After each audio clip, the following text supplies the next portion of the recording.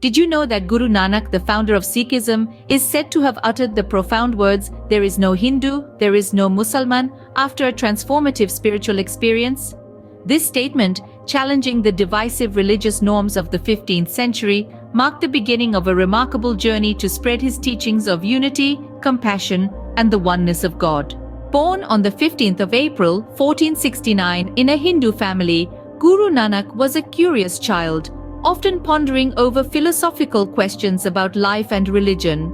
This curiosity was not quelled by an early marriage and the birth of his children, or by a stint as an accountant in Sultanpur.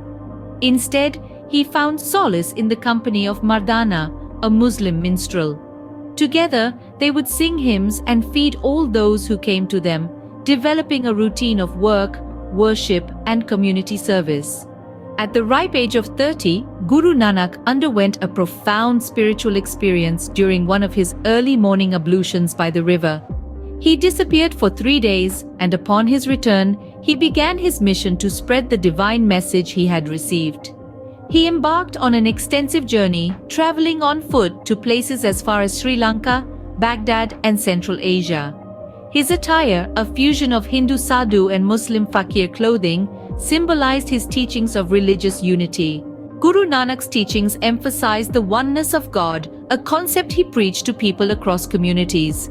An intriguing incident occurred during his visit to Mecca. He had fallen asleep with his feet towards the Kaaba, a sacred Islamic structure, which was considered disrespectful.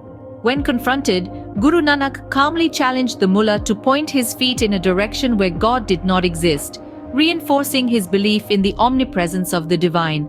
In his later years, Guru Nanak settled in Kartarpur, where his disciples followed a strict routine of morning prayers and hymns under his guidance.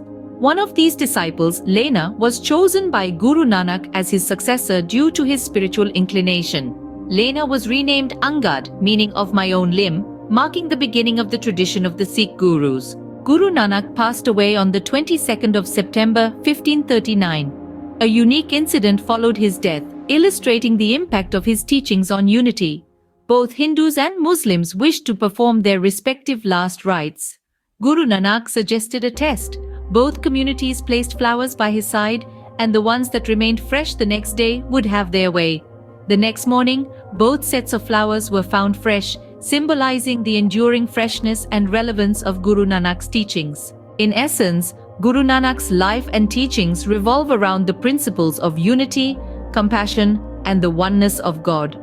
His spiritual journey, marked by his travels, his teachings, and his interactions with people across communities, laid the foundation for Sikhism, a religion that continues to thrive on these values. His legacy, symbolized by the fresh flowers at his death, continues to inspire and guide millions around the world.